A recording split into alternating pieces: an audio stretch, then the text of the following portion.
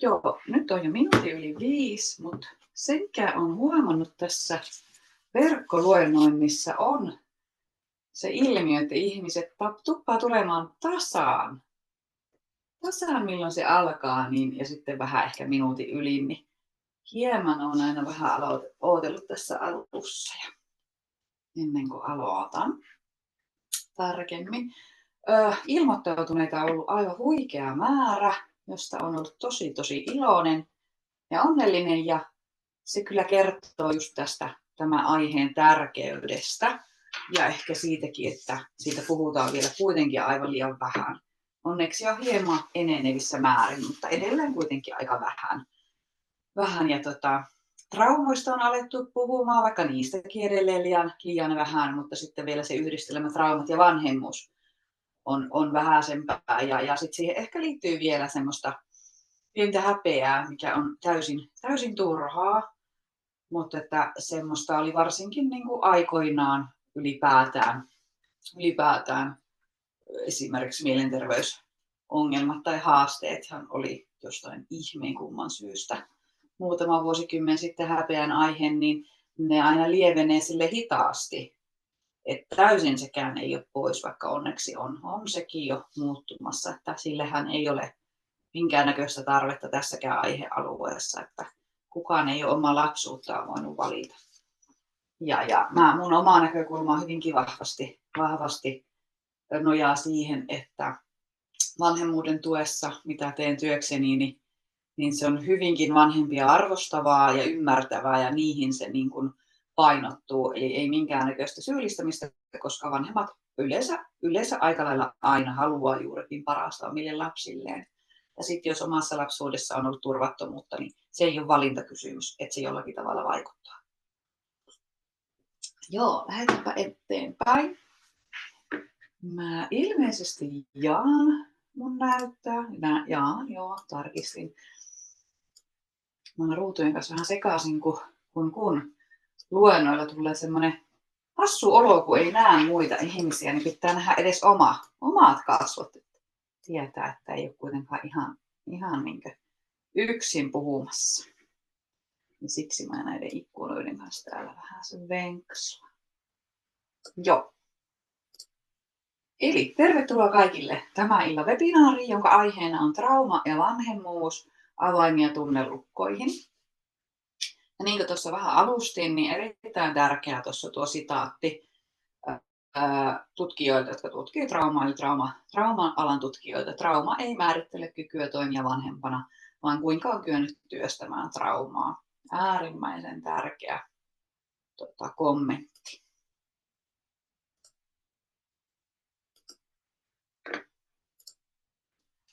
Ja illan sisältö jäsentyy näiden 3 aiheen ympärille, eli pohjalle haluan vähän määritellä traumaa. Trauman määrittelyissä on hieman eroavaisuuksia, tai sitten niitä on aika paljon, niin nekin monesti voi mennä sekaisin, niin tähän pohjalle se on aina hyvä käydä läpi. Ja sitten se, että miksi ne vaikuttaa ja sitten miten ne vaikuttaa, niin käydään noiden lukkojen kautta ja hieman avaimia. Yhdessä webinaarissa niin on aika laaja aihealue, niin näitä avaimia ja sitä keinoa, niin niitä ei kerkeä tässä niin syvällisesti käymään. Itsestäni vähän tähän alkuun, eli Miettisen Anu ja asustelen Oulussa. Mulla on 2 koulutusta. Ensimmäinen koulutus on tradenomi ja sitten opiskelin itse asiassa 3 varhaiskasvatuksen opettajaksi ja maisterivaiheessa kasvatuspsykologian puolelta valmistuin. Toimin myös Suomen trauma- ja dissosiaatioyhdistys Disso ry:n puheenjohtajana. Ja on heti valmistuttua kasvatuspsykologian puolelta, niin toiminut nimenomaan vanhemmuuden tuessa tuolla Vanhempien akatemialla 3. sektorilla. Ja siellä sitten heti toin tämän traumanäkökulman, koska se on se mua lähellä sydäntä aina ollut, että koko opiskelunkin ajan painotin omat opinnot näihin traumoihin. Ja tein kandi- ja gradunkin siihen liittyen, niin sitten täällä Vanhempien akatemialla kehitin ryhmämuotoisen toiminnan vanhemmille. Siellä paljon tehdään siis yksilöohjausta ja ryhmämuotoista toimintaa, eli on sellainen suljettu ryhmä, joka tapaa tietyn verran, eli meillä se oli 6 kertaa, ja siihen toisen teeman, eli traumat ja vanhemmuus.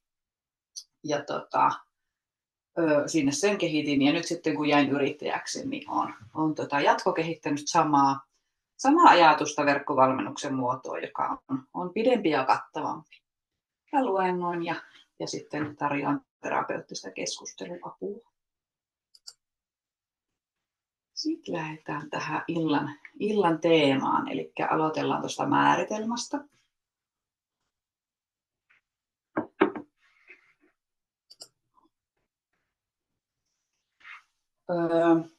Eli unohdin sen sanoa, että sinne loppuun jätän aikaa kysymyksille. Että voitte sitten chatin kautta kysellä ja mä sieltä poimin. En kerkeä tässä samalla katsomaan, mutta yritän siellä lopussa poimia kysymyksiä, ja jos niitä tulee paljon, niin sitten voitte kyllä laittaa sähköpostiakin ja vastaan niihin mieleen. Eli trauman määritelmässä niin sana traumakin käsitetään traumatutkijoiden tai trauma-alalla monella eri tavalla, mutta siitä me alkaa olla jo yhtä mieltä, että miten määritellään trauma, niin se ei ole se itse tapahtuma, vaan sen tapahtuman tai olosuhteiden aiheuttama jälki ihmiseen. Eli se miten se sinuun vaikuttaa. Ja trauma syntyy ylivoimaisen avuttomuuden kokemuksen tuloksena.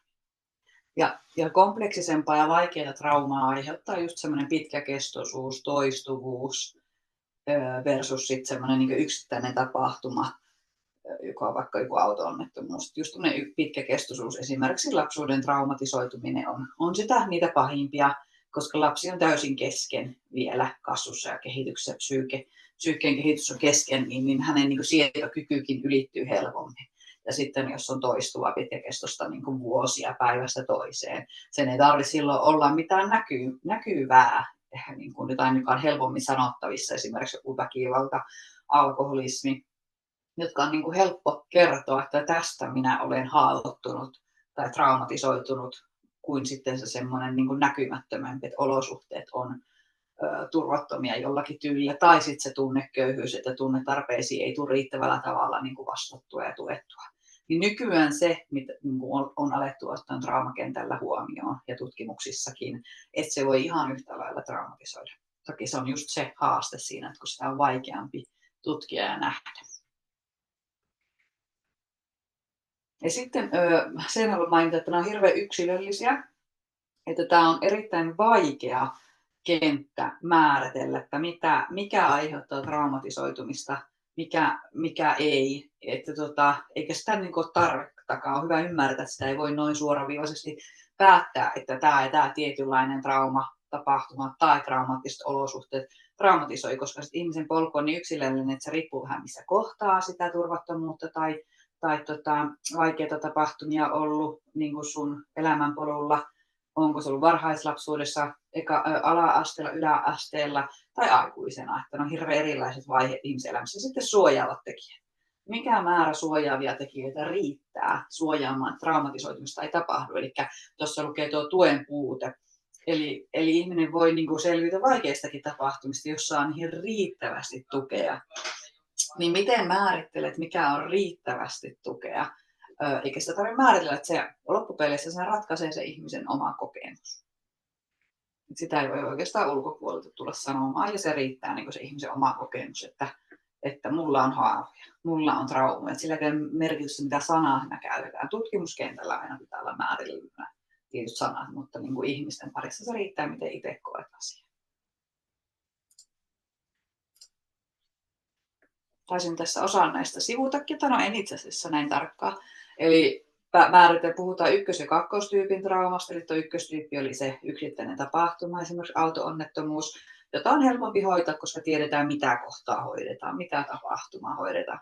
Sitten kakkostyyppi on näitä pitkäkestoisia ja toistuvia, jotka niin kuin on vaikeampia traumoja ja vähän niin kuin vyyhtiytyy, koska ei siitä välttämättä langan perästä saa kiinni, tai ei edes ole tarvetta saada, vaan se on semmoiset pitkät toistuvat haasteet, joita joutuu sitten ihan erillä tavalla pitkäkestoisemmin myös niin kuin hoitamaan. Traumasanalla on monta: emotionaalinen trauma, psyykkinen trauma.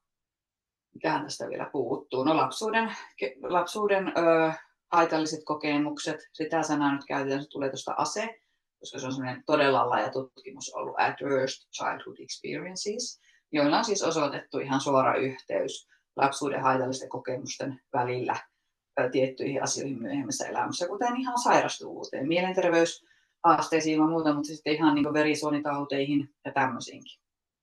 Sitten kehityksellinen trauma on yksi määritelmä. Kaikki periaatteessa niin puhuu suht samaa asiaa. Sitten kun on oikein vaikea traumatisoituminen, niin siitä käytetään kompleksinen traumatisoituminen tai vaikea traumatisoituminen. Sitten jos mennään tuohon diagnoosipuolelle, niin PTSD, eli traumaperäinen stressihäiriö, se on jo tutumpi diagnoosimuoto niin kuin hoitopuolellakin. Ja tämä voi niin tulla semmoista yksittäisestä traumasta. Mutta nyt siihen on onneksi niin on lisätty tämä CET, eli on tullut uusi diagnoosi, eli kompleksinen traumaperäinen stressihäiriö, mikä on erittäin tärkeää, että se tulee. Sitten se on sitä niin pitkäkestoisempia traumoja ja sopii paremmin näihin lapsuuden traumoihinkin. Ja sitten periaatteessa vähemmän tuttu on tämä persoonallisuuden rakenteellinen dissosiaatio, tai sitten traumaperäinen dissosiaatiohäiriö, niin varsinkin kompleksisessa traumassa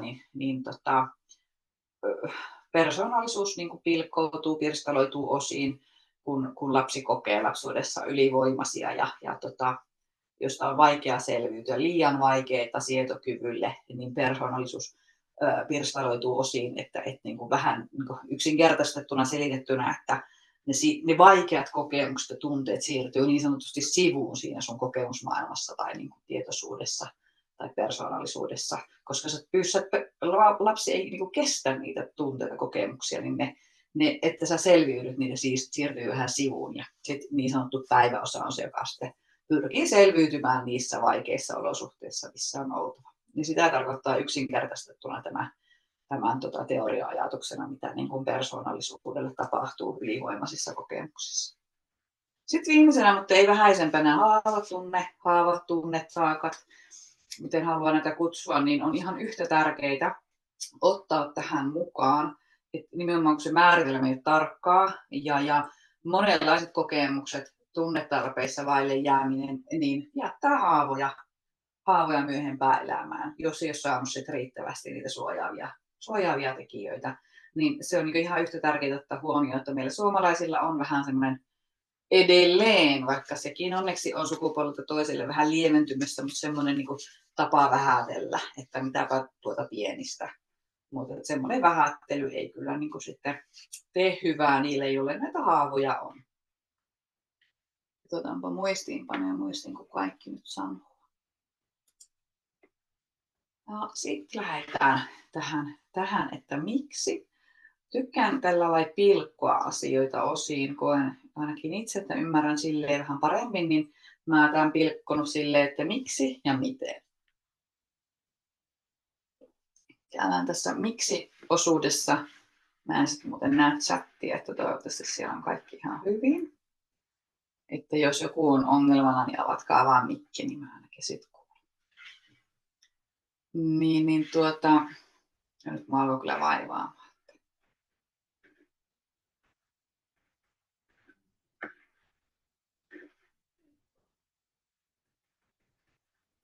No, en mä nyt löydä, miksi se ei tule.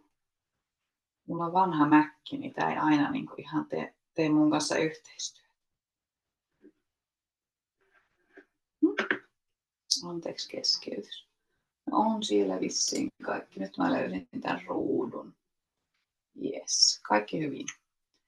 Elikkä miksi pohjalle semmoista niin kuin, ehkä hieman teoriaa, että siihen syynä, että mikä siinä on syynä. Itseäni omalla polulla se on auttanut paljon. Unohin senkin sanoa tuossa alussa, eli toimin tässä kaksoisroolissa sekä kokijana, itse traumatisoituneena ja sitten ammattilaisena. Et sitä kautta on tullut tämä kiinnostus tähän aiheeseen. Ja niin mua auttoi polulla tosi paljon tämä miksi. Et jotenkin tarve ymmärtää, että mistä siinä on kyse. Ja se just on se, joka ehkä auttaa siinä itsensä ymmärtämisessä ja armollisuudessa ja sen häpeän lieventämisessä.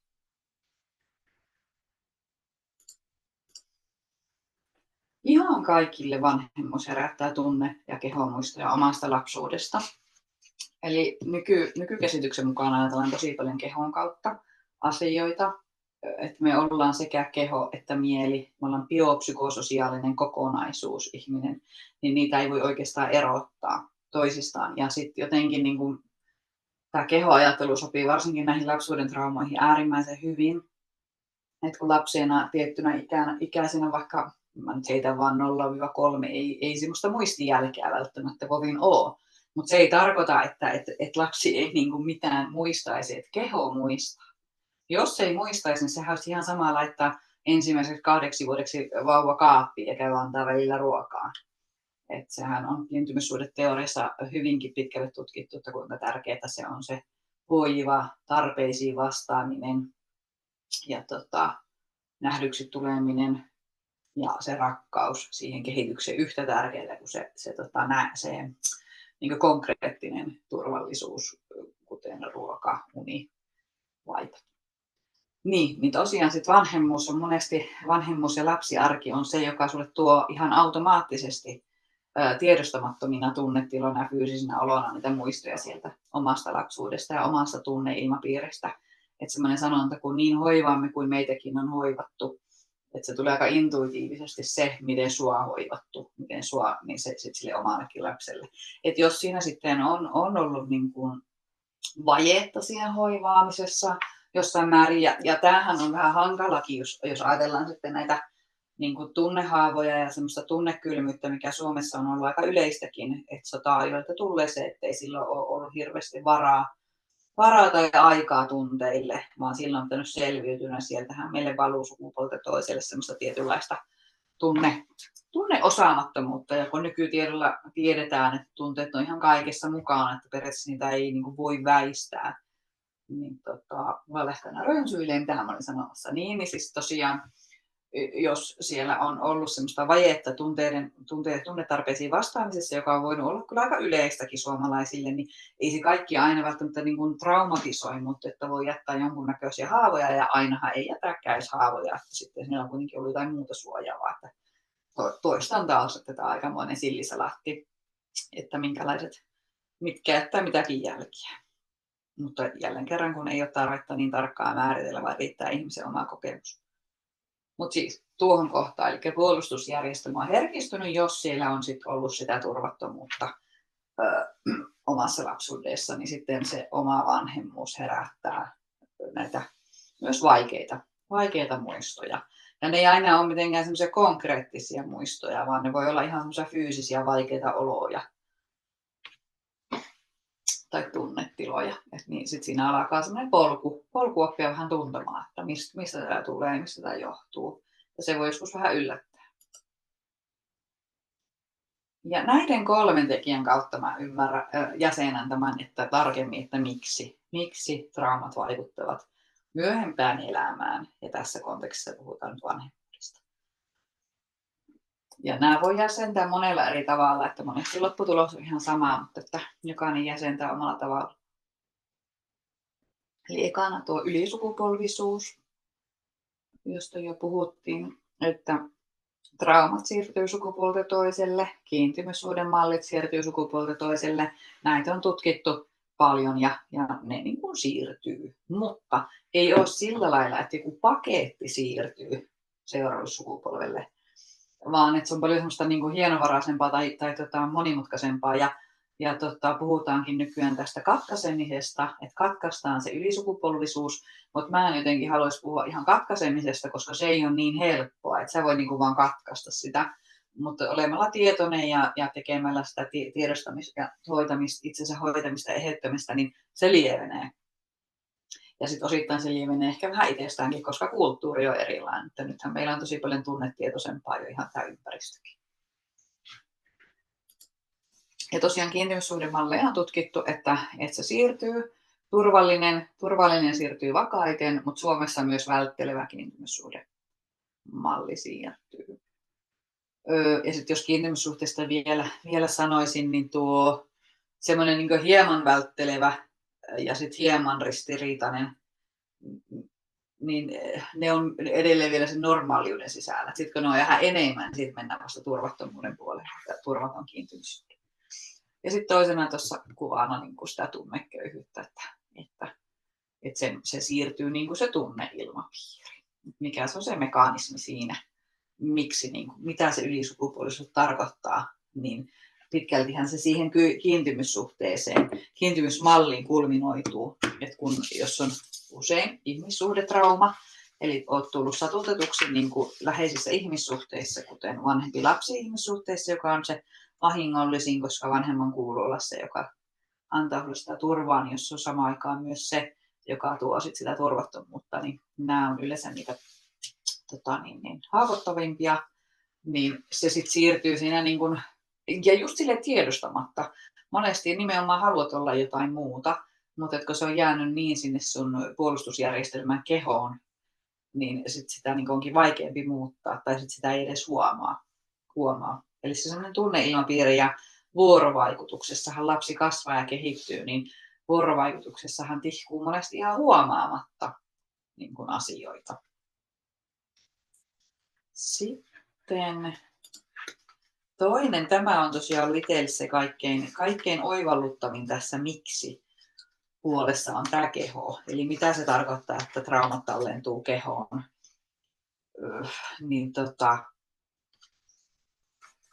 Seukkidialla kerron tästä vähän tarkemmin, mutta just se ajatus, että nykyään lähdetään kehon kautta miettimään traumoja. Että trauma tallentuu niin tänne niin kuin meidän puolustusjärjestelmiin, mistä kerron kohta tarkemmin, että niitä ei voi niin kuin lähestyä pelkästään tältä kognitiiviselta tasolta. Monet vanhemmat ja traumatisoituneet, mä sanon, että ne on melkein niin kuin käveleviä tietokirjoja, tietää tosi paljon asioista, nykyään tietoa tarjolla ja on vähän semmoinen tiedonhalukin. Mutta sitten esimerkiksi traumatisoituneet saattaa olla todella laajasti niin kuin kognitiivisesti tietää tosi paljon traumasta, tietää tosi paljon sitä omasta olosta ja niin kuin älyllisellä tasolla. Mutta sitten se ei kuitenkaan, niin kuin, on sekin tietenkin puolitietä, mutta sitten se ei vie sinne loppuun asti, kun pitäisi päästä sinne tunne- ja kehotasolle. Niin ajatellaan vähän niin kuin alhaalta ylöspäin. Lähdetään hoitamaan sillä kehon kautta. Että se pelkkä älyllinen ei riitä, sillä ei päästä sinne trauma-ytimeen.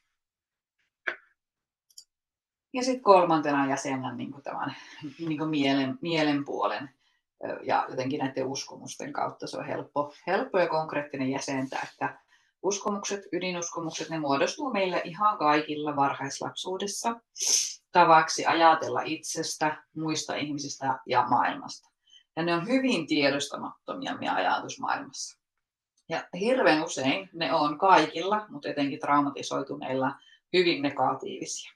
Itsestä ajatellaan negatiivisesti, maailmaan ei luoteta, maailma ei ole turvallinen paikka, kaikessa tulee aina pettymyksiä.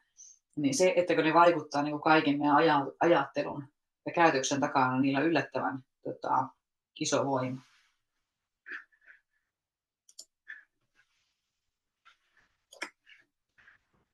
Tästä kehopuolesta mä koitan vähän nopeuttaa tahtia, että kerkeän käydä kaikki läpi, niin tästä kehosta. Eli mitä se tarkoittaa, se sanonta, mitä Van der Kolk, yksi trauma-alan asiantuntija, puhuu siitä, että trauma tallentuu kehoon, niin se tarkoittaa nimenomaan sitä, että meidän niin kuin puolustautumisjärjestelmä, autonominen hermosto, jonka evoluutio on kehittänyt niin kuin suojaamaan meitä, eli se toimii kaikilla. Samalla kuin eläimillä, eli kun tulee vaara, niin sun pitää reagoida, joko taistella tai paeta tilanteesta riippuen, tai jähmettyä tai lamaantua, esittää niin kuin vaikka kuollut, jos mennään tähän eläinten puolelle, että se on sitten se viimeinen keino selviytyä sitä vaaran tilanteesta. Eli meidän keho toimii edelleen samalla tavalla, mutta vaarat on vaan muuttunut. Enää ei taistella sapelihammastiikereitä vastaan, mutta samalla lailla se toimii, kun on stressaava tilanne. Sun pitää vaikka selviytyä vaikeasta työtilanteesta, tai sitten on riita, tai sitten koet, että sun oikeuksia poletaan, niin tämä meillä kaikilla reagoi. Mutta sitten suht ehyen elämän eläneellä, niin tämä palautuu. Tai sitten, no niin, ja vielä unohdin sanoa esimerkit, jos vaikka on tosiaan vaaratilanne, vaikka rosvo ajattaa sua tai joku auto-onnettomuus, niin tämä autonominen hermosto reagoi.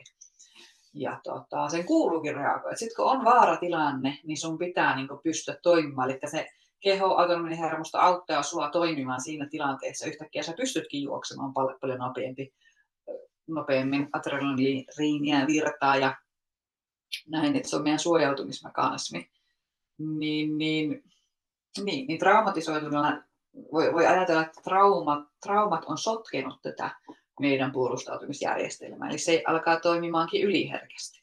Eli tulkitsee ympäristöstä vaaroja, vaikka niitä ei enää olisikaan. Ja monesti ne vaaran vihjeet ei kanskaan kauhean selkeitä, sitä tekee tästä vaikeaa.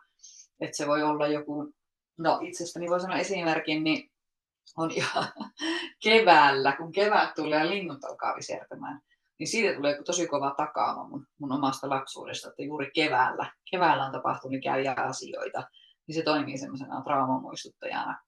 Toki mä nyt en ala taistelemaan enkä pakenemaan, mutta että niin kuin mun keho reagoi siihen. Tulee niin kuin jäykempi olo ja ahdistava olo.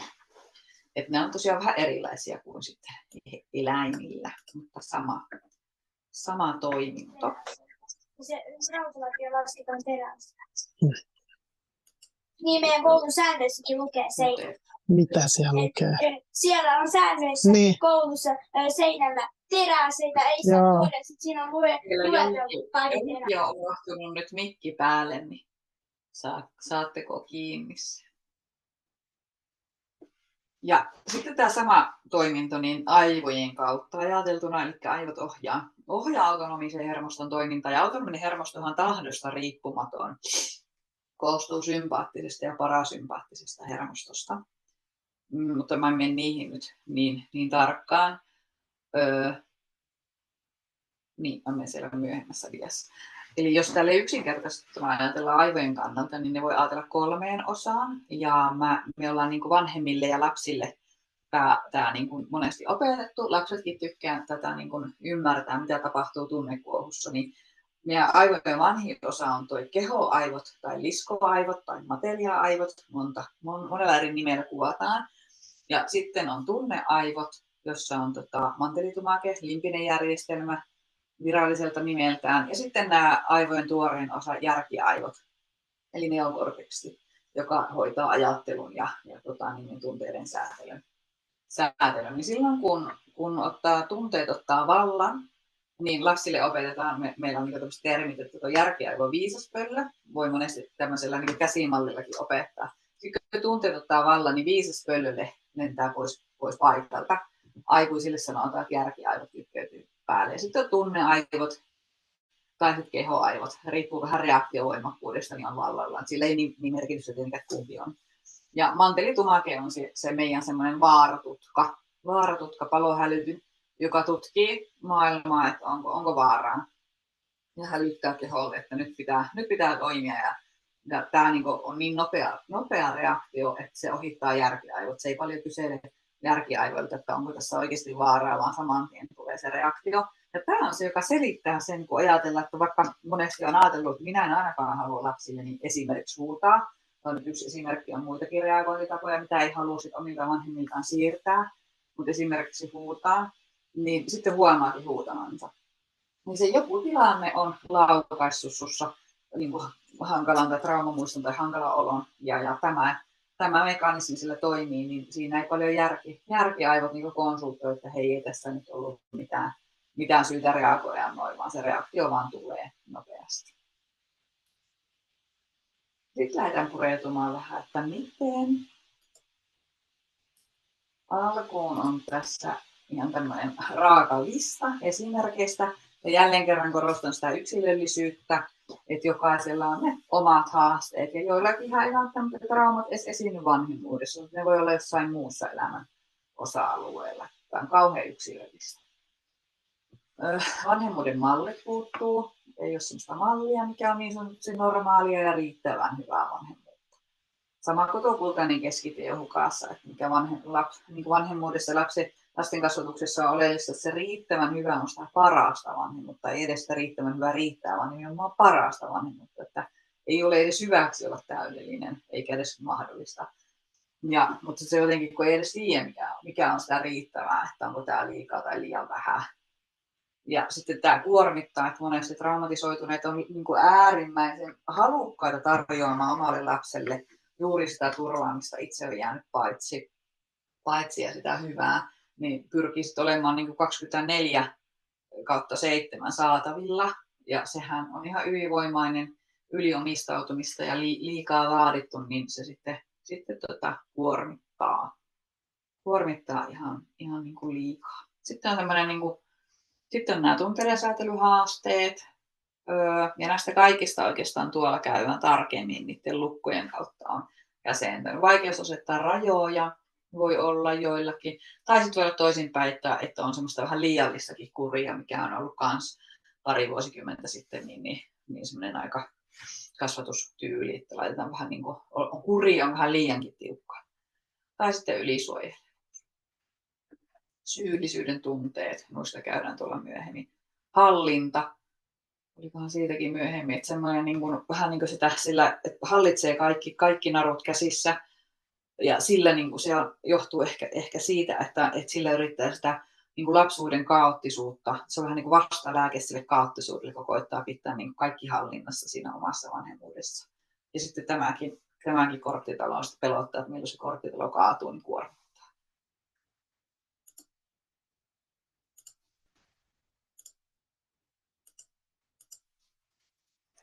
Ja sitten on tietenkin hyviäkin vaikutuksia. Oikeudenmukaisuuden vaaliminen on hyvin tietoinen lapsen tarpeista, tunnetarpeista etenkin. Hyvin empatiakykyinen, haluaa tarjota empatiaa. Intohimoisesti sitoutunut tarjoamaan lapselleen tukea ja turvaa, niin ilman muuta paljon hyvää.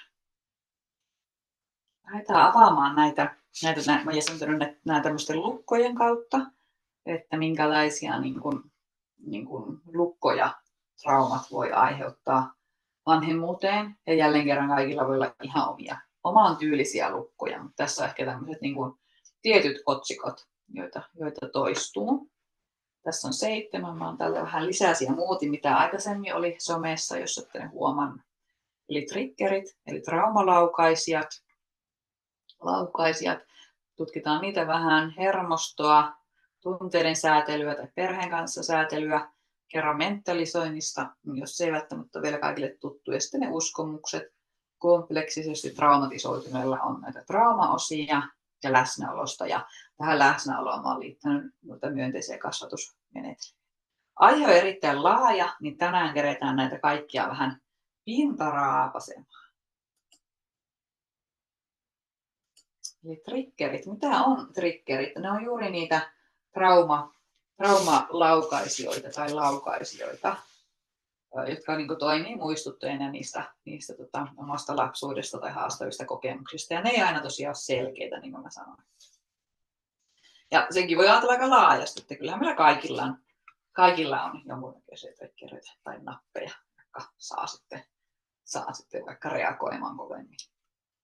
Ja traumatisoituneella nimenomaan se lapsiarki, tai lapsuudessa traumatisoituneella, niin se lapsiarki usein toimii muistuttajana. Ja vanhemmuus voi olla se ensimmäinen, joka tuo pintaan ne traumat. Tämäkin on hirveän yleistä, että niin kun jos on ollut traumaattinen lapsuus, monesti voi olla hyvinkin traumaattinen lapsuus, niin sitten semmoinen niin kuin nuoraikuisuus, heitä nyt vaan 20-30 ikävuoteen, niin elämä menee tosi hyvin ja on ihan normaalia. Et saattaa tietää, että oli vaikea lapsuus, mutta mitäpä nuista se teki mut vaan vahvemmaksi. Opiskelee, saa työpaikan, niin kaikki on ihan normaalia. Sitten vähän vanhempana joko ensimmäinen vaikka vakava ihmissuhde tai vanhemmuus, niin saattaakin olla ne, jotka sitten laukaisee traumat pintaan. Sitten onkin vähän haastavampaa.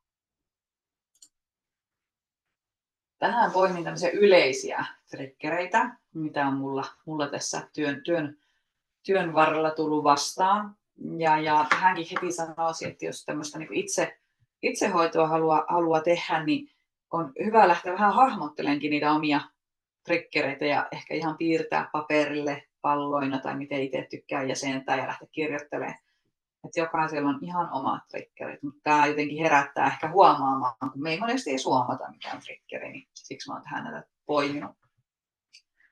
Ja näitä täällä ylhäälläkin niin ei tarvitse niin orjallisesti miettiä, että mä oon jäsentänyt ne vähän niin kuin näiden kautta. Eli voi olla ihan niin kuin jotakin aistiärsykkeitä, joku haju voi tuoda muistoja omasta lapsuudesta tai jostain. voi tulla hankalia oloja. Ihan ilmeet ja eleet on tutkittu traumatisoituneille itse asiassa ilmeettömät kasvot on kaikkein vaikeimpia, että niistä voi tulla hankala olo. Ja johtuu varmaan siitä, kun ei voi tulkita. Tuntosarvet pystyssä aika usein traumatisoituneilla on, ja on sellainen pakko, että pitää tulkita ne niin kuin ihmisiä, että onko turvallinen tai millä tuulella se on. Kiire, väsymys aika lailla siellä pohjalla, että miksi on sitten niin kuin vaikka triggeröityy herkemmin, tai ihan itse väsymys saattaa saada vaikean olon. Ja ne saattaa olla nämä triggerit kehollisia, että ne tulee vähän niin kuin sisältäpäin. Voi olla jopa nälkä on triggeri, jos on vaikka ollut, esimerkiksi vaikka on ollut nälissä, että jos on ruokaa, niin se voi olla traumamuistuttaja ilman muuta. Ja sitten semmoinen kehohikoilu voi olla myös monenlaista. Lapsiarjen ärsyketulva, mä tykkään käyttää sitä sanaa, koska se on vähän kaoottinen, siinä tapahtuu paljon asioita. Niin se voi olla triggeri tai pohja sille, että lähtee niin kuin hankala ketju menee. Hallinnan menetyksen tunne siitä. Lapsen uuhoma tai vastustaminen, kiukku, aika yleinen vanhemmilla. Torjutukset, sivuutetuksi, hylätyksi tuleminen. Ja monesti se ei tarvitse olla kuin sitä muistuttavaa tilannetta. Nöyryytys, sitten joku säikehdys, kova ääni. Häpeä aiheuttavat tilanteet. Hylkäys, nolaaminen, väkivallan näkeminen vaikka telkkarissakin. Joillekin kosketus, miten nämä diat nyt näin hyppelee? Joitakin kosketus rauhoittaa, joillekin se voi olla triggeri. Ja nyt on tämmöinen uusi ajatus kuin glimmerit, että se on sitten semmoinen hyvä triggeri, mitä voisi tietoisesti lähteä myös miettimään, että mikä tuo mulle sitä hyvää oloa. Sitä voi ajatella glimmerin.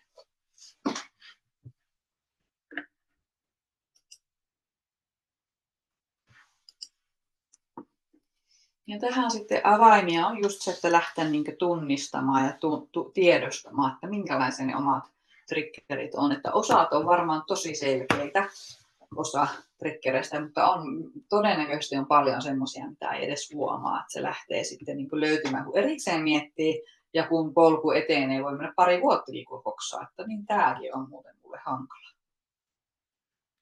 Ja justiinsa, mitä puhuinkin, että monesti niin ollaan hirveän tietoisia niin kuin tällä kognitiivisella puolella, tiedetään paljon traumasta, lasten kasvatuksesta, vanhemmista. Niin, että se on vähän niin kuin puolitietä ja äärettömän tärkeää, mutta sitten se toinen puolitietä lähteä sitten harjoittelemaan niitä se käytäntöä, niin onkin monesti se vaikeampi ja siihen tuntuu tällä hetkellä, että ei tahdo oikein löytää semmoista niin kuin riittävää apua meidän yhteiskunnassa. Eli tiedostaminen, tunnistaminen ja sitten oppia tuntemaan just niitä vihjeitä, että milloin niin mahdollisesti tästä lähtee ketju, mikä on se triggeri tai jopa triggeriä edeltävä vihje. Ennakoiminen. Näihin voi mennä siis vuosia, että näitä oppii. Ihan omasta kokemuksesta voin sanoa. Sitten siirrytään seuraavaan lukkoon, eli hermostoon. Ja näähän aika lailla kaikki liittyy toisiinsa. Et triggeri vaikuttaa sun hermostoon tai kehoon, että mitä sillä sitten tapahtuu. Ja on tutkittu, että traumatisoituneet vanhemmat kuormittuvat herkemmin lapsiarjesta. Tämä on minusta äärimmäisen tärkeää tiedostaa, että kun siellä on sitä uupumusta todennäköisesti, niin se on täysin ymmärrettävää tämän näkökulman kautta. Vireystilaikkuna. Tämä on niin sellainen helppo jäsennys kuvata just sitä, mitä se autonomisen hermoston toiminta aiheuttaa meissä. Eli jälleen kerran koskee kaikkia meitä ihmisiä. Meillä on tässä keskellä on sietoikkuna tai optimaalinen vireystila, eli silloin kun on hyvä olla, olet tarpeeksi levännyt ja ei ole liikaa stressiä, on semmoinen hyvä aktivaatiotila. Ja sitten yläpuolella ylivireys ja alhaalla alivireys. Ja tämä on ihan niin normaali, että tämä niin heiluu tässä yleensä tuossa sietoikkunan sisällä. Niin aamulla kun heräät, olet vähän alivireä. Nyt lähdetään kehokäyntiin ja menet vaikka töihin ja on joku luento tai joku, niin on vähän ylivireä, koska pitää keskittyä. Tai sitten vaikka olet urheilija, pitää käydä juokseen kilpaa, niin olet tuolla vähän ylivireen puolella, koska tarvit sitä. Ja sitten sieltä palaudutaan, tullaan takaisin tuonne sietoikkunan alapäähän. Eli se palautuminen kaikki A ja O niin stressissä ylipäätään, tai siis semmoisessa arjessa, meillä kaikilla kuuluu kyllä se tervettä stressi. Mutta siitä kuuluu palautua, ja yleensä tämä toimii aika automaattisesti, jos on suht niin kuin normaalissa tai hyvässä voinnissa. Mutta traumatisoituneilla nämä, koska se autonominen hermosto on yliherkistynyt, niin joko ne on niin kuin äärettömän jyrkkiä, mennään korkeasti, reippaasti tuonne ylivireyden viivan yli ja yläpuolelle, ettei olla vaan tuolla niin kuin sietoikkunan yläpäässä, vaan ollaan yli ton, ja paljonkin. Tai jotka oli jyrkkiä vaihteluita sitten alivireyden puolelle, tai sitten joillakin on pelkkää ylivireyttä, ja voi olla sille, että sä oot jatkuvasti ylivireä, vaikka vuosiakin monet traumatisoituneet sanoo, niin siinä on se ongelma, että sit sä et jotenkin tiedä enää, mitä on se normaali olo, kun sä oot ollut ylivireä vuosia. Tai sitten alivireä. Tuolla oli nuo esimerkit, että minkälaista on sitten se ylivireysolo. Eli se sympaattinen hermosto, meidän autonomista hermostosta on aktivoitunut. Olet reaktiivinen, viharävy, paniikki, ylivalppaus. Eli tämä on, kun olet kunnolla niin ylivireä, ei ole vaan se normaali. Ajattelu kapeutuu, levottomuus, univaikeudet, kehon tuntemukset voimakkaita. Eli olet niin vähän niin levoton, ehkä semmoinen helppo kuva. Eikä se levoton tarkoita siis semmoista näkyvää, mikä lapsilla ehkä näkyy, että meillä aikuisilla se voi olla semmoista vaikka, että to-do-list, koko ajan pyörii mielessä joku asia. Semmoinenkin on niin ylivireä, että ei saa niin sitä ajatusta katkaistua. Silloin sä et ole kovin läsnä.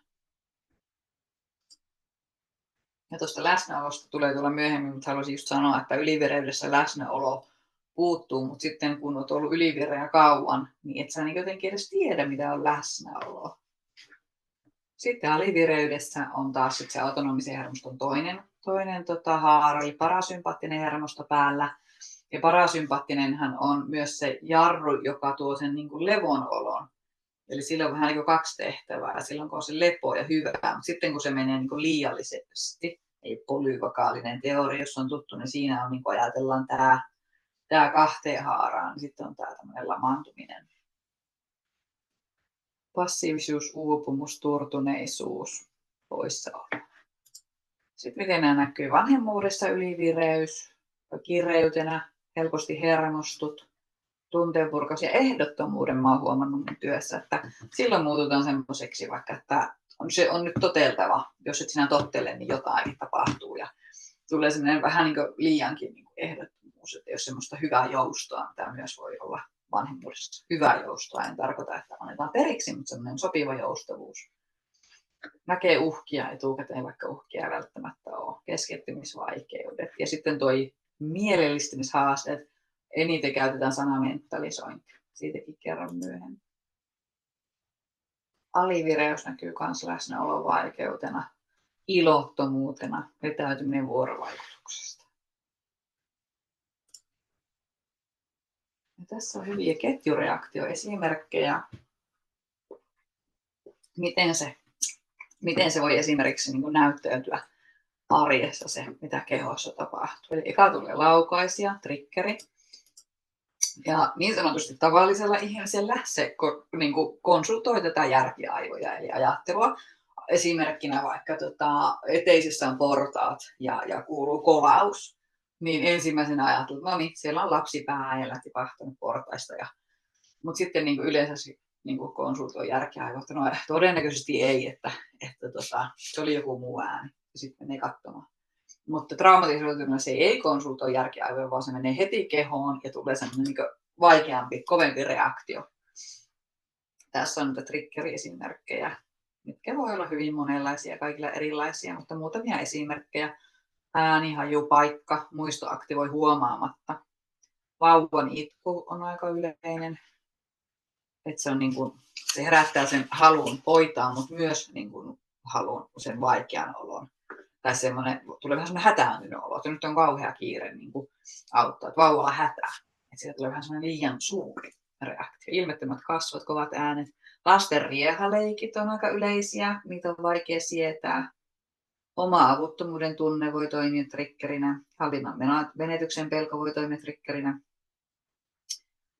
Ja tosiaan sitten, kun se ei konsultoi tuota aivoa, koska se mun triggeri on suoraan se niin kuin mantelitumake. Mä ajattelen sen kautta, että se mantelitumake on se palohälytin, niin kuin Van der Kolk, draama-asiantuntija sitä kutsuu, niin se tosiaan sen tehtävä on toimia nopeasti, niin siinä ei konsultoida järkeä, vaan heti lähtee tämä kehollinen reaktio. Eli keho kiristyy, hikoilu, sydämen tykytys.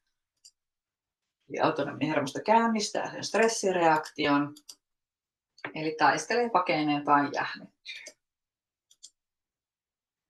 Ja se, miten se näyttäytyy arjessa, niin ylisuurena suuttumuksena, säikähdyksenä, raivona, hyökkäyksenä tai sitten vastakohtaisesti, tämä riippuu ihmisistä. Ihmisen temperamenttikin vaikuttaa tähän, niin vetäytyneisyys, turtuneisuus, lamaantuneisuus.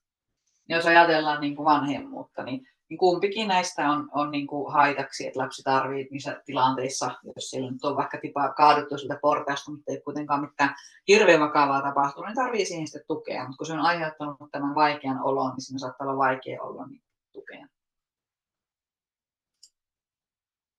Sitten vähän avaimia, että miten niin kuin oppia vakauttamaan omaa kehollista automaattista reaktiota. Ja tämänkin takia niin kuin vanhemmat ansaitsevat ymmärrystä, koska se on automaattinen ja tahdosta riippumaton reaktio. Siihen voi vaikuttaa, mutta se on erittäin niin kuin pitkä tie ja tarvitsee siihen tosi paljon tukea. Ja sitten mennään monesti askel eteenpäin ja askelia taaksepäin just sen takia, että kun se on tämä se on jäänyt sinne hermostotasolle niin voimakkaasti ja toimii myös automaattisesti. Eli tähän on käännetty nämä aivot vähän niin kuin liikennevalomuotoon. Tätä käytän paljon kun lapsivanhempipareille opetan tunnetaitoja. Niin eli tässä keltaisessa ollaan vähän niin kuin tunneaivot on valloillaan. Lapsille sanotaan, että räksyttävä koira. Sitten kun menee ihan yli tai ali, eli just voi mennä ihan ylivireeksi, yliraivo, vähän niin kuin semmoinen meltdown, ja sitten, tai sitten se toinen, se ihan alivireys, lamaantuminen, makaroniksi meno, niin siellä on sanotaan lapsipeliskot. Ja sitten viisas pöllö oli tämä järkiä. Niin kaikki vähän sopii semmoiset erilaiset niin kuin vakauttamismenetelmät, ja nämäkin tämä vakauttaminen on ihan äärettömän laaja kenttä, ja kaikille sopii jälleen kerran eri. Ja kompleksiset traumatisoituneet kertoo paljon, että ei saa oikein mitään toimimaan. Mikään ei vakauta kautta rauhoita. Mutta siinäkin niin on sit ihan semmoista armollisuutta, että pikkuhiljaa koittaa löytää semmoisen itselle sopivan. Ja sitten semmoinen ymmärrys, että kaikki ei vaan toimi. Et hengitys on yksi erittäin tehokas rauhoittaminen, ja se on meillä aina mukana. Ja se aidosti rauhoittaa tätä meidän autonomista hermostoa. Mutta kompleksisesti traumatisoitunut sanoo hengityksestäkin, että se ei ole aina helppoa. Että voi olla, että se ei auta pari vuoteen toipumisen polulla ollenkaan, ja sitten se jossain vaiheessa saattaa alkaa toimia. Sitä ennen pitää keksiä muitakin.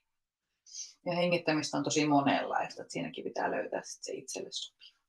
Joskus riittää ihan vaikka kuuntelen sitä omaa hengitystä, ettei yritä liikaa. Ja sitten kun ollaan täällä punaisella, näitäkään nyt ei tarvitse niin erottaa, mutta voi ajatella, että kun on aivan ylihankala olo, niin siellä sitten ei ehkä justiinsa toimi nämä kognitiiviset keinot, kuten ajattelen jotain mukavaa, koska siellä ei ole sitä järkiaivoa paikalla, niin se pitää olla sellainen hyvin kehollinen tai sitten helppo. Ja itsellä esimerkiksi olen sellainen hyvin nopea reagoimaan, niin mun tunteen käyrä on sellainen, että se menee vihreältä suoraan punaiselle. Niin ja se on niin nopea, että siinä on erittäin vaikea kerätä tekemään mitään semmoisia, mitä opetetaan, eli rauhoittamisen keinoja, kun se on niin nopea. Ja sitten ollaan suoraan punaisella. Niin kauan aikaa kesti löytää semmoinen toimiva rauhoittumiskeino tai vakauttamiskeino, niin mulla se toimi yksinkertaisesti vaan, että istun alas. Se piti olla niin yksinkertainen. Mutta se jo antoi siihen semmoista pientä väljyyttä, että sitten voi miettiä jotain muuta vakauttamiskeinoa, jos se joutuu hieman ajattelemaan. Ja sitten tosiaan, kun me ollaan kaikki erilaisia temperamentilta, me ollaan myös tunteen käyriltämme erilaisia, että toiset menee niin kuin hitaasti nousee se ärsytys, käy ehkä tässä keltaisella ja palaa. Tai sitten joillekin nousee hitaasti ja sitten se nousee punaiselle. Ja toiset palautuu nopeammin siitä ärsytyksestä tai tunnekuvusta, toiset taas tosi hitaasti. Ja lapsi- ja vanhempi parilla saattaa olla tämä tunteen käyrä erilainen. Niin sekin on hyvä tiedostaa. että milloin ollaan tuolla vihreällä, eli hyvässä olossa, silloin vasta käydään läpi, että mitä tapahtui, mitä olisi ehkä voinut tehdä toisin, tai semmoinen jälkikassottaminen, että ei, vaikka saa harmittaa, mutta ei tavaroita heitellä. Niin näin on turha siellä tunnekuohussa sanoa, että mutta tavaroita ei saa heitellä, kun ei tosiaan ole sitä järkeä aivan paikalla, että siellä tehdään sitten jotakin ihan muuta. Mutta sitten tuossa vihreällä, mutta vasta nyt kun ollaan kunnolla vihreällä, se voi olla vasta parin tunnin päässä tai joillakin jopa vasta seuraavana päivänä. Ja mä ajattelen, että lapsille on paljon vaikeampaa oppia sitä säätelyä kuin mikä on oikein ja väärin. Että sille jälkikeskustelulle ei tarvitse laittaa läheskään niin paljon painoarvoa kuin tälle, että autetaan tässä niin kuin tunteen sietämisessä ja säätelyssä. No, mä menin jo säätelyyn. Mutta kun nämä on hyvin käsikädessä, hermosto ja säätely on täysin käsikädessä.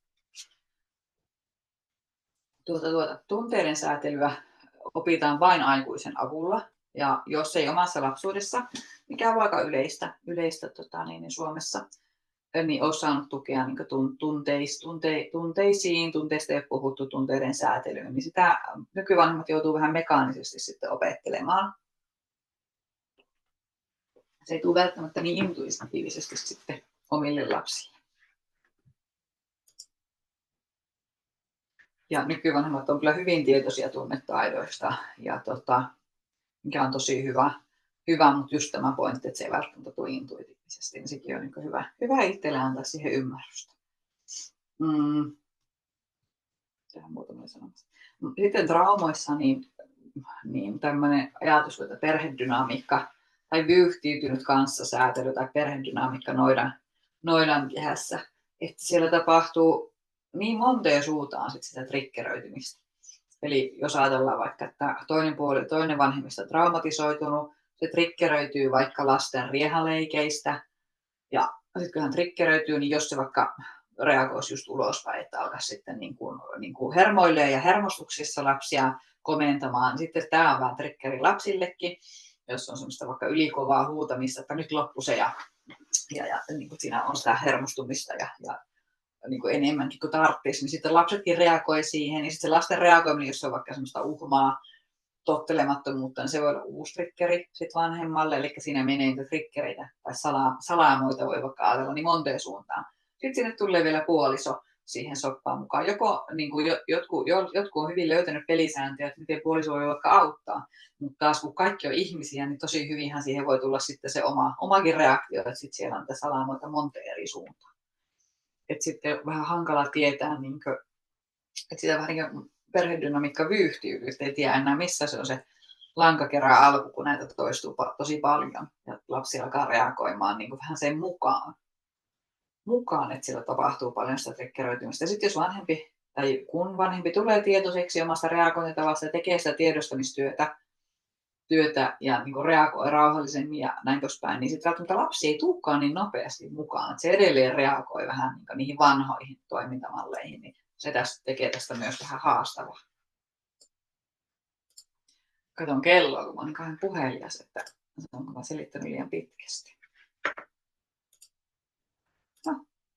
Ja jos olette tilannut sen mun oppaan, niin nämä on suoraan sieltä, eli vähän tämmöisiä steppejä siihen perheen kanssa säätelyyn.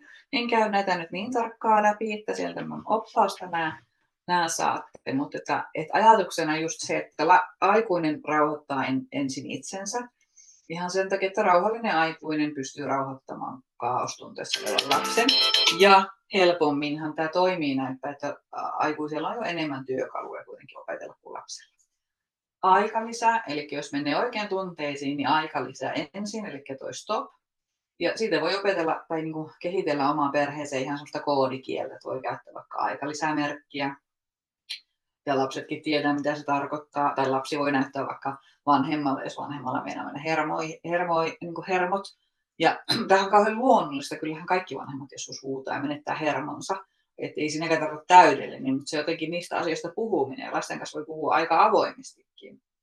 Että äitillä tuppaa menemään vähän liian herkästi hermot ja äiti koittaa harjoitella niitä. Ja näin niin kuin, ja pyydetään anteeksi. Ja sitten voi vaikka miettiä, että no sitten kun äitillä näyttää liikaa hermot, niin näytä vaikka äitille näin, niin äiti on minuutin ihan vaan yksikseen, vaikka vaikka menee toiseen huoneeseen tai niin kuin vähän etääntyy siitä tilanteesta, jos ei pysty huoneesta lähtemään. Niin se jo antaa siihen vähän semmoista tilaa. Sitten sallii sitä omaa tunnetta ja miettii sitä, että mistä tämä tulee tämä suhteettoman kovan tunne. Eli tässä on tämä mentalisointi, mikä tarkoittaa, niin kuin, mikä nykyään ajatellaan hyvinkin isona asiana. Se on vähän niin kiintymyssuhdeteorian toinen aalto, ja ihan yksinkertaistettuna siinä ajatellaan niin kuin päällepäin näkyvän käytöksen taakse näkemistä. Mitä tunteita, syvempiä tunteita, tarpeita siellä on. Tähän kuulostaa tosi yksinkertaiselta. Ja se toimiikin aika intuitiivisesti ihmissuhteissa, mutta kuormittuneena tai traumatisoituneena tämä voi olla aika lailla katki. Ja tässä tarkoitetaan niin sekä oman mieleen että toisen mieleen. Ja ajatellaan hyvinkin tärkeänä työkaluna ja yhtenä tunnetaitona vanhemmuudessa. Niin tässä kun mennään tätä vanhempien askelia, niin mentalisoidaan myös omaa mieltä sit siinä kohdassa, kun on se aikalisä. Että miksi tämä kiukku, miksi tuo lapsen kiukuttelu on saamassa tämmöistä suhteettoman suurta raivoa aikaiseksi. Että onko se vaikka siitä, on pitänyt toki tehdä vähän pohjatyötä siinä tunnistamisessa, mutta että onko se vaikka siitä, että mä en itse ole todellakaan sanonut omille vanhemmille kiukutella enkä pistää vastaan. Ja sitten kun sä mentalisoit, niin se tuo siihen vähän uusia sävyjä ja ymmärrystä ja pystyy palaamaan siihen tilanteeseen vähän suuremmalla ymmärryksellä. Sitten annetaan aikaa, eli just näistä tunnetaidoista, kun ollaan nykyään niin tietoisia, niin mä oon huomannut, että meillä on hirveä kiire tekemään niitä tunnetaitoja tai tunteiden säätelyn tukemista. Ja vanhemmat kun sanoo monesti, että kaikki on yritetty ja tiedetään nämä tunnetaidot ja mikään ei toimi. Niin yleensä se on ollut tämä se vastaus, tämä anna aikaa. Eli siinä ei ole mikään kiire ratkaisemaan ja yleensä jos ratkaiseekin liian nopeasti tai ylipäätään aina ei voi edes eikä tarvitse ratkaista, koska tunnetta ei tarvitse ratkaista, niin se jotenkin saattaa vaan provosoida sitä, että uskaltaa vaan olla siinä tilanteessa ja niiden tunteiden kanssa. Eli annetaan aikaa itselle, tilanteelle ja lapselle. Sitten mennään tänne lasten puolelle ja sekin alkaa tässä, että anna aikaa. Pienellä näkyy tuolla. Ole läsnä. Ihan uskalla vaan olla siinä lapsen kiukuttelun kanssa, istuu vaikka lattialle. Sitten validoidaan tunnetta. Ja siinä tunteiden validointi on tunteiden hyväksymistä ja vahvistamista, niin yksi, millä me yleensä mokaataan tämä kohta, niin on mutta. Eli me sanotaan vaikka, että lapsi kiukuttelee kuravaatteista. Tämä on psykiatri Riikka Riihosen esimerkki, että lapsi kiukuttelee kuravaatteiden laitosta toppahousujen päälle, mikä on tosi rasittavaa, kaikki lapset kiukuttelee, niin aikuiset sanoo, että joo, kyllä mä ymmärrän, että susta on kurjaa pukea näitä kurahousuja, mutta siellä sataa vettä. Eli me lähdetään järkeilemään, niin periaatteessa me vedettiin matto alle siltä tunteen hyväksymistä. Eli tämä on yllättävän niin kuin toimiva, kun alkaa kokeilemaan, että nielasee sen mutta-lauseen sieltä pois. Esimerkiksi heittää tavaroita, niin sanoo, että sua saa harmittaa, mutta tavaroita ei heitetä. Niin totta kai se pitää joskus sanoa se, mutta tavaroita ei heitetä, mutta siinä tunteen kohdalla sitä ei tarvitse sanoa. Menee vaan siihen, että sua harmittaa ihan hirveästi. Ei yritä ratkaista tilannetta. Menee siihen tunteen kanssa olemaan tukena. Ja sen jälkeen vasta sitten kokeillaan säädellä. Ja joskus näitä ei sitten tarvikaan näitä konkreettisia, vaikka jotain stressipalloa, tunteiden säätelypussukkaa, kun nämä aikaisemmat on saattanut jo toimia. Ja tässä on tämä sama, mitä mä tuossa aikaisemmassa liikennevalossa sanoin, että tähän opetustilanteeseen niin reippaasti aikaa. Siihen ei ole kiire ja siinä ei tarvitse käydä mitään oikeudenkäyntiä. Ihan lyhyesti vaan, että mitä tapahtuu, mitä kokeillaan seuraavalla kerralla, että tavarat ei lentää. Mutta mentalisoinnin mä jo selitän, mä tajan nyt skipata, että keretään mennä eteenpäin. Mutta tässä ehkä tämä kuva kertoo kaiken, että tässä on äidillä hankalaa nyt mentalisoida, niin että miksi lapsella on paha mieli. Että itselläkin on mennyt sitten triggeri niin syvälle.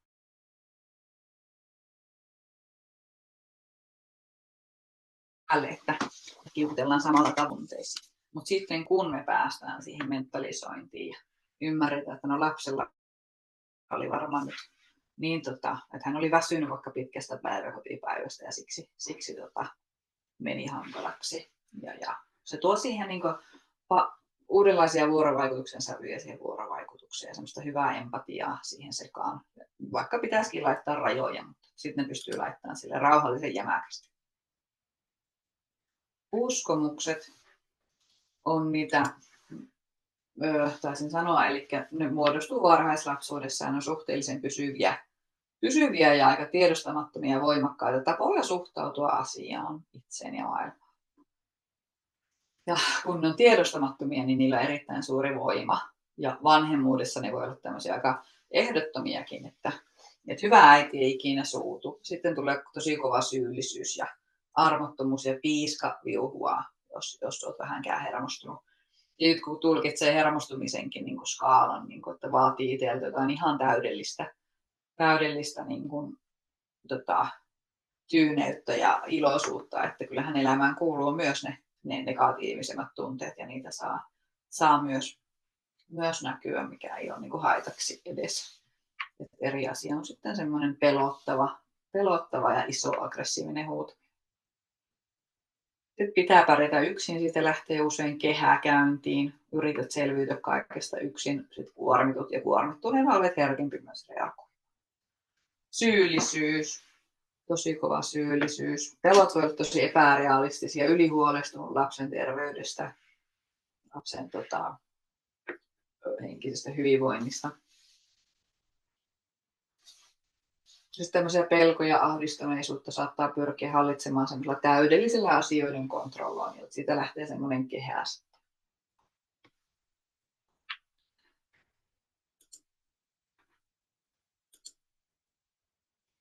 Sitten mä otin mukaan nämä traumaosat tähän, että jos joukossa on kompleksisesti traumatisoituneita myös ja rakenteellisen dissosiaatioon niin tutustuneita ja ajattelee, että itsellä on se dissosiaatiohäiriö, niin miten vanhemmuudessa nämä traumaosat esiintyy. Eli kerrankin siinä määrittelykohdassa, mitä tarkoittaa perheen rakenteellinen dissosiaatio, että se on niin pirstaloitunut osiin ja siellä on niitä traumaosia. Ja ne on niin voinut pysyä just, se on ehkä monesti se syy, miksi se vaikka 20V-30V meneekin aika normaalisti, koska ne traumat on siirretty niin sivuun, vähän niin tiedostamattomaksi.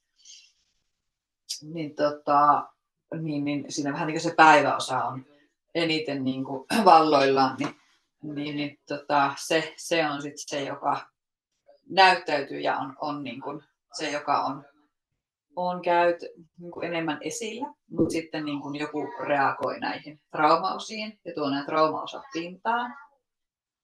Ja varsinkin just vanhemmuudessa triggereitä on paljon, joka voi tuoda sen traumaosan pintaan. Ja joillakin voi olla tosi vahva se, vaikka niin kuin se äitiosa niin sanotusti tai päiväosa, ja traumat ei juurikaan vaikuta vanhemmuuteen. Et se riippuu aina niin ihmisen elämänpolusta ja tapahtumista. Tai sitten joillakin voi juurikin olla niin, että näyttäytyy eniten siinä vanhemmuudessa, mutta ei sitten vaikka työelämässä ollenkaan tai kaverisuhteissa. Ja vaikka olisit töissä niin kuin kasvatusalalla, niin siellä voi olla, että kaikki menee tosi hyvin töissä lasten kanssa ja on erittäin taitavakin siinä, mutta sitten kotona haastaa. Ja tämäkin on aika yleistä, koska sittenhän se oma lapsi on eri asia, kun se on 24/7 kaikki tunteet ja tämä on kauhean ymmärrettävää. Anu, hei! Ja jos on näitä erillisiä traumaosia, niin voi olla, että on niin erittäin empaattinen äiti ja osaa ja sitten yhtäkkiä ei olekaan. Triggeröityneenä tai kuormittuneena onkin niin vähän epäempaattisen. Täällä ei hei diat vaihdu enää. Ai jaa. Siitä on tullut viestiä chattiin ja mä tein itse kanssa havainnon. Täällä on piipa. Mentalisointihaasteet ihmissuhteissa on mulla jämähtänyt ja sen jälkeen sitten olen vaan nauttinut sun puheesta. Ihana. No mikähän siihen nyt on voinut tulla? Hetkinen. Sä oot kyllä klikannut, se on kuulunut tänne, mutta Joo. Mutta en ole aivan tuolla viestiä siitä.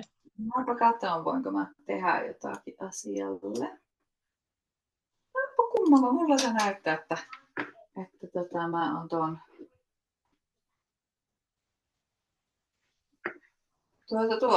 onpa kummat se kesken kaiken teki tolle. Mutta joskus on ollut muuten niin, että pitää itse vaihtaa diaa, mikä on kyllä tosi outoa. Enkä tiedä, miksi se nyt yhtäkkiä sitten aktivoitu. Tähän en taida löytää kyllä.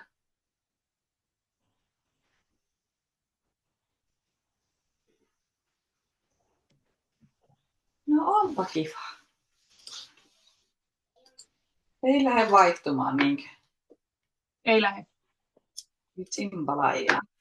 Tähän osaisi nyt tehdä. Mä palataan stop share, sehän se yleensä toimii.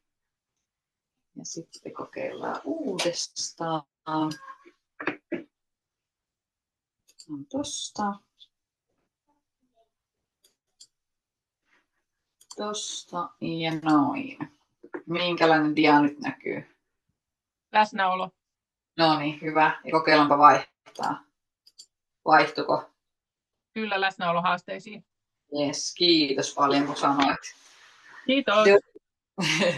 Eli nyt on viimeinen lukko menossa.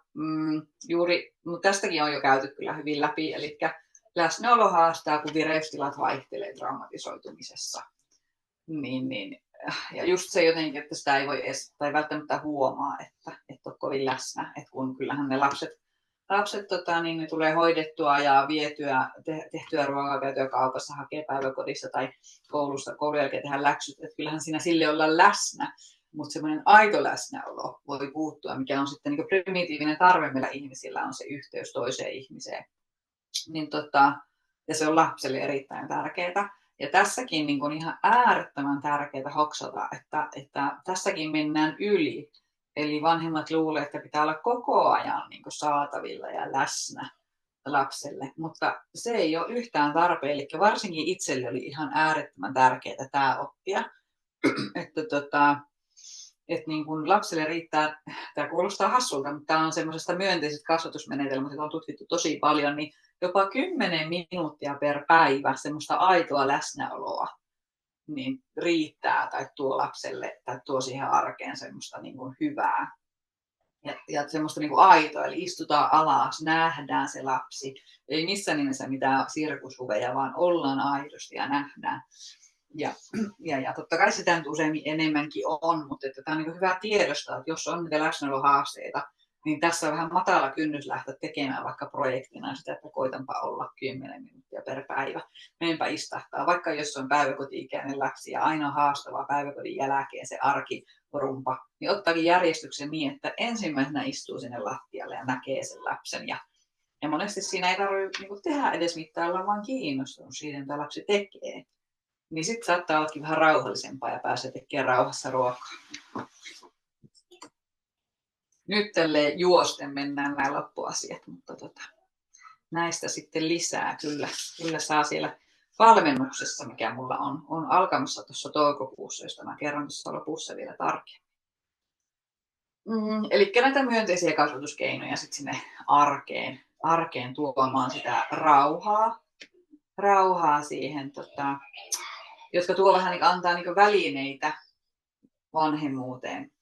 Kun olet eka saanut niin sitä omaa traumaa ja niitä triggereitä työstettyä, niin sitten sinne perhearkeen nämä tuo semmoista raamia. Eli ajatuksena on semmoinen niin myönteisyys, että se mihin kiinnität huomiota, se vahvistuu.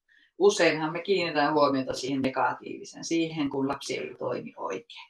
Ja siihen me sanotaan, että ei noin, ei noin, ei noin. Ja tässä ajatuksessa ei tarkoita, että ei saisi kieltää.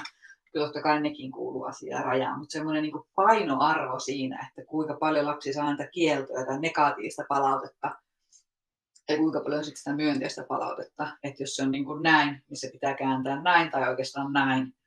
Että se pitää olla enemmän sitä hyvää, mitä huomataan siellä. Niin sitten se lapsen toivottu käytös lisääntyy. Eli esimerkiksi tuo kehuminen. Sitä on tutkittu, että kehumisella voidaan kääntää ongelmakäyttäytymistä.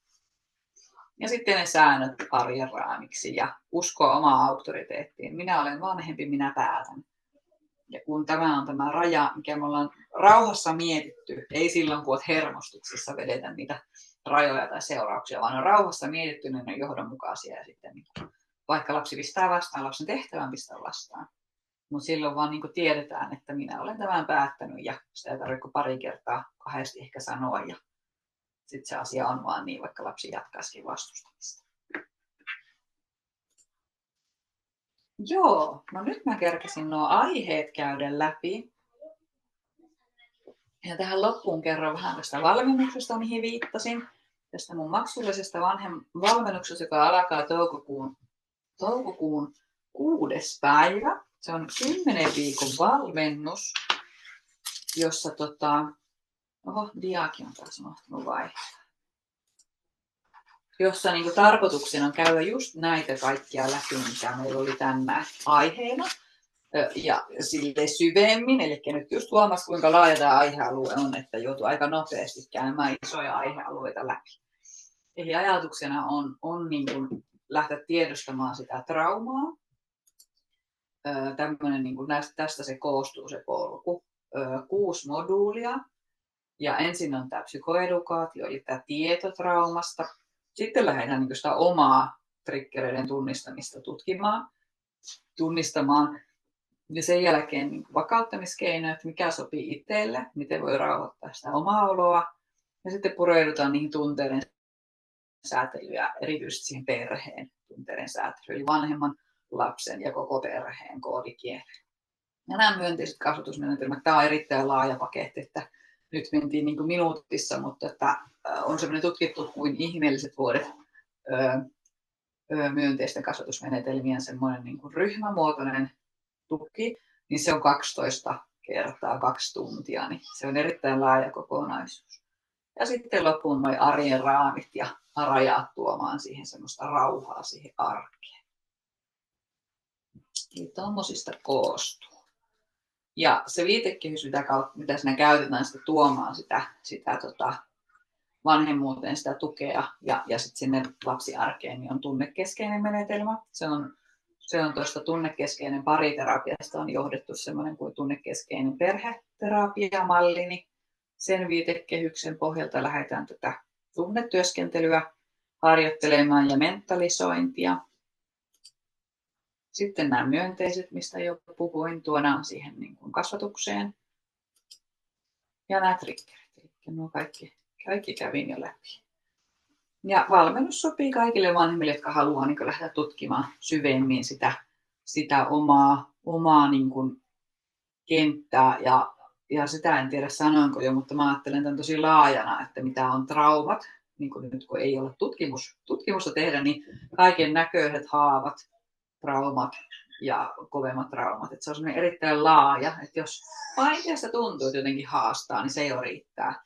Mutta sitten toki, jos on kompleksisia traumeja, niin siellä se oma yksilöllinen psykoterapia on äärimmäisen tärkeä, että ainakin. Mutta tämä voi toimia siinä tukena, koska tämä keskittyy niin kuin vanhemmuuden puolelle. Tässä on se sisältö ja hinta, eli se on 10 viikkoa, 6 viikon oppimoduulit verkossa, jotka niin kuin voi käydä omaan tahtiin. Nämä tulee joka toinen viikko ja tässä on kesätauko juhannuksesta sinne elokuun alkuun. Sitten on 3 live-webinaaria, eli tämä on siksi sillä tuo hinnan väärti tulee siinä, että tämä on sekä sitä itseopiskelua, mutta ei kuitenkaan ollenkaan puhdas verkkokurssi, vaan siinä on sitä interaktiivisuutta mukana, eli semmoista ohjaajan tukea, koska tietoa, niin kuin mä sanoin, netti on pullollaan, mutta se periaatteessa ongelma monesti on siinä, että miten nämä saadaan aidosti sinne arkeen jalkautettua. Niin siinä pitää olla myös tällaista henkilökohtaista, ja se tulee noiden live-webinaarien kautta ja vertaistapaamisten kautta ja yhteisön tuen kautta, eli voi jutella niistä ja saada niihin vastausta ja tukea muilta ja ohjaajalta. Mutta on myös mahdollista anonyyminä, jos on semmoiselle tarve. Eli kaikki voi käydä omaan tahtiin, paitsi nuo vertaistapaamiset, niitä ei nautita. Joo, onko kysymyksiä? Kuinka paljon? No niin, hyvän spurtin mä otin aikaiseksi, niin voi kyllä kysyä. Mä koitan nyt lopettaa tuon jaon tosta. Voi kysyä chatin kautta tai avata ihan mikkiä. Mä katson, onko tullut kysymyksiä. Ei ole tullut. Tuolla oli. Miten ottaa puheeksi vanhemman kanssa, että voisiko hänen haastavat olot kautta reaktiot johtua traumasta lapsuuden kokemuksesta? Niin, eli ammattilaisen kysymys taitaa olla. Tämähän on aika hankala, että miten siinä voi tehdä sitä puheeksi ottamista. Ja näitä puheeksi ottamisiahan on monenlaisia, mutta tähän traumaan ei ole taidettu semmoista omaa mallia vielä miettiä. Että tuo on kyllä semmoinen, että miten lähestyä asiaa, että se ei sitten niin kuin loukkaa. Et ehkä niin kuin lähtisin tässä tälleen, kun ei tiedä tilannetta, niin semmoisen niin kuin empaattisen tai traumasensitiivisen kohtaamisen kautta. Eli luoda jotenkin siihen sitä turvaa, että olisi turvallista sitten kertoa. Mutta vähän riippuu tilanteesta. Minulla tuli ensimmäisenä mieleen päiväkotieeteistilanteet. Mutta toki jos on vaikka terapiasuhde, niin kyllä mä jotenkin aika rohkeasti itse otan, kun mulla kävi siinä edellisessä töissä vanhempia. Se oli matalan kynnyksen vanhemmuuden tuki, ettei ne tullut trauma edellä. Mutta aika monella sieltä löytyi traumoja tai haaveita. Niin jos kysyy, että minkälainen sun lapsuus on, mitä koet, että miten koet lapsuuden, niin sieltä se sitten lähtee monesti aukeamaan. Ja sitten semmoinen validointi siinäkin, että tuo on ollut kyllä aika raskasta, mitä sä oot kokenut. Saisiko vielä viimeisen pian? Saa. Miten trauma vanhempi voi olla hyvä vanhempi? Ihana kysymys, todella hyvin. Tuohon mä vastaan, jahka mä saan tuon dian tuolta esille. Niin mä laitan sen pieni säätö tuolta ja tosta ja tästä. Oliko tuo se dia vai edellinen? Edellinen vielä. Joo. Miksi mä nyt en löydy? Tuolta. Nyt. Niin, ja ton mä voin sanoa. Tuli niin kiire puhua kaikki, että pysyy aikataulussa. Eli tuommoinen bonus kuuluu hintaan. Eli on, että jos ostaa niin kuin tämän webinaarin aikana, se on hyvä kertoa näin myöhään, niin saa 2 kappaletta henkilökohtaista ohjaustapaamista. Mutta ei tosiaan ole niin tarkka, että tässä nyt ei kerkeä, että ihan riittää vaikka jos laittaa mulle sähköpostia, niin ei tarvitse olla heti maksupäättäjän äärellä. Niin tämmöinen bonus on tarjolla tämän illan ajan, kun kerroin tämän vasta tässä vaiheessa. Ja OVH-hinta tälle on tänä keväänä 391. Ja tuo linkkihän mun piti laittaa. Mahtavaa. Niin, tuo oli tuo kysymys, mihin mä haluan vastata. Eli että miten traumavanhempi voi olla hyvä vanhempi. Todella hyvinkin voi olla hyvä vanhempi.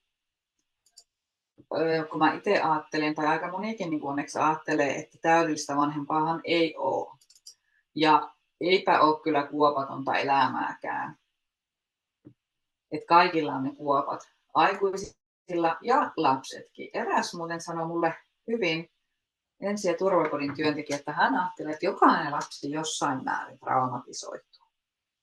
Kuulosti ehkä vähän niin kuin voi kuulostaa rajultakin ajatuksilta, mutta että se sinänsä lohduttaa just se, että siinä on se ajatus, että kaikilla on jotain kuoppaa elämässä. Että se ei niin kuin lasta riko, että siinä on kuoppaa tai siinä on haasteita, mutta niin kuin jotenkin se, miten niitä käsitellään. Niin kuin traumatisoitumisen määritelmä ylipäätään, että traumatisoituuko, jos ajatellaan meitä aikuisia vanhempia, niin että omassa lapsuudessa jos on ollut haasteita, mutta niihin on saanut riittävästi tukea, niin traumatisoitumista ei välttämättä tapahdu. Niin sama lasten kanssa, että jos sä tiedostat, että sulla on traumaja, tai tiedostat, että se vaikuttaa sun vanhemmuuteen, niin sä oot siinä jo ihan äärimmäisen pitkällä ja vastuullinen vanhempi. Et sillä sä jo suojat sun lasta, koska sit sä jo tiedät, sä pystyt vaikuttamaan asioihin, ja joka kerta ei pysty, se on vaan fakta. Ja sitten se on hidasta se polku, että siinä pitää antaa itselle tosiaan armollisuutta, että heti ei tule valmista, eikä vuosiinkaan. Nyt tuli väärin. Niin se puhuu meidän lasten kanssa. Lasten kanssa voi puhua paljon uskaliaammin kuin ehkä monet uskaltaa. Että he ymmärtää paljon ja me monesti suojellaan heitä ehkä vähän vääriltäkin asioilta. Että mäkin olen puhunut omien lasten kanssa ihan lasten tasoisesti totta kai, että en ole lähtenyt avaamaan, että mitä traumoja mulla on. Mutta olen ihan kertonut, että anteeksi, että osa äiti haasteista niin johtuu traumoista. Ja sitten jotenkin lyhyesti kertonut, mitä on traumat. Vähän niin kuin omassa lapsuudessa on ollut vaikka turvattomuutta tai jotenkin sille vähän yksinkertaisemmin kertonut. Ja sitten, että äiti hermostuu ihan kovasti ja pyydä anteeksi. Äiti harjoittelee. Ja sitten vielä se, että mitä harjoitellaan, koska nehän on tunteiden säätely keinoja tai niin kuin hermoston vakauttamiskeinoja, mitä lastenkin pitää oppia, niin se on vähän koko perheen projekti. Siinä valmennuksessa pureudutaankin näihin keinoihin, mitä koko perhe voi opetella yhdessä tunteiden säätelykeinot. Voi olla esimerkiksi vaikka rauhoittumispaikka, vaikka joku säkkituoli, ei missään nimessä rankaisupaikka, mutta semmoinen rauhoittumispaikka, vaikka säkkituoli, jossa on jotain kuulokkeet, jossa on Bluetoothissa jotakin valmiina, jotakin rauhoittavaa musiikkia, tai sitten lapsille tunteiden säätelypussukka, mihin ne itse on kerännyt joku, mikä niitä rauhoittaa tunnekuussa, ja jokainen menee sinne silloin, kun pitää rauhoittua. Siitä tulee vähän niin yhteinen projekti, ja tulee sanat sille asialle. Esimerkiksi mun Kuopus, kun mä hermoilin tuossa, lähdöt on mulle ollut semmoinen vaikea, niin autoon laitoin hänelle turvavyötä, niin mä siinä toki hermoilin vähän. Niin mä sitten sanoin, että anteeksi, kun äiti on tämmöinen hermoheikko, niin lapsi kuuli, että hermopeikko, niin sille saatiin sanaa. Tuossa on linkki siihen tunnevalmennukseen tai tuohon traumasta tunnevanhemmuuteen valmennukseen ja oli tuossa täällä muita. Mulle sanotaan aina, että puhun liian aikuismaisesti lapsille, niin toki vähän riippuu, että onko se haitaksi vai ei. Et liiallinen yksityiskohdat ja tämmöiset ei välttämättä ole lapselle hyväksi, että riippuu iästä. Et vaikka niin kuin liian tarkka kuvaaminen, mitä siellä omassa lapsuudessa on tapahtunut, niin ei välttämättä hyväksi ja saa heidät huolestumaan. Mutta voi käyttää sellaisia yläilmoja, vaikka että just traumat on vähän kertonut, että mitä se tarkoittaa, että ei ole välttämättä vaikka ymmärretty tarpeeksi tai saanut vaikka tunteisiin tukea. Mutta muuten niin kuin lapsille voi kyllä mun mielestä puhua, että ei niitä kannata, ne on aika yllättävän fiksuja.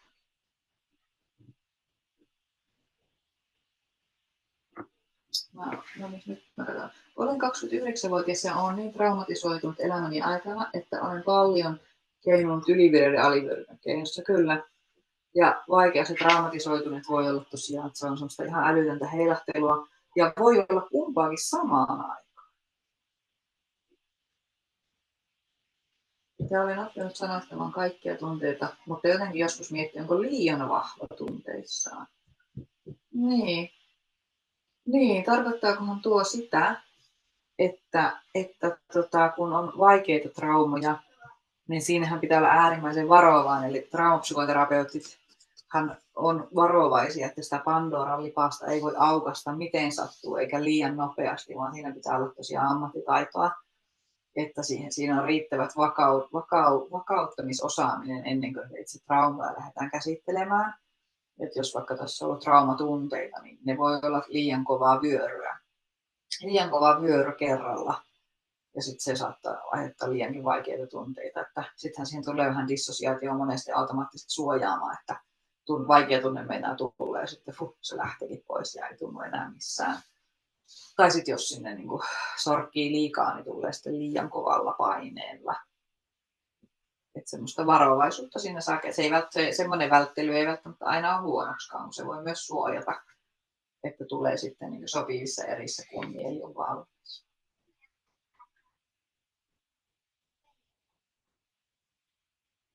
Onkohan huomannut kaikki kysymykset?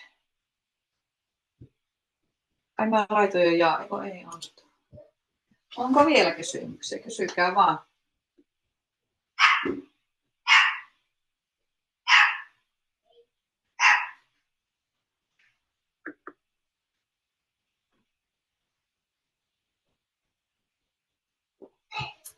Jos ei ole enää kysymyksiä, niin mä kiitän kaikkia.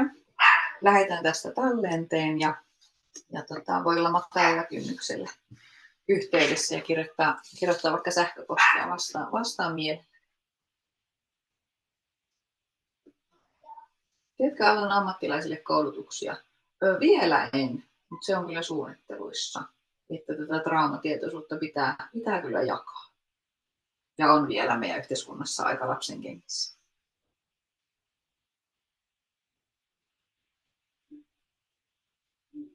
Yes. Kiitos kaikille.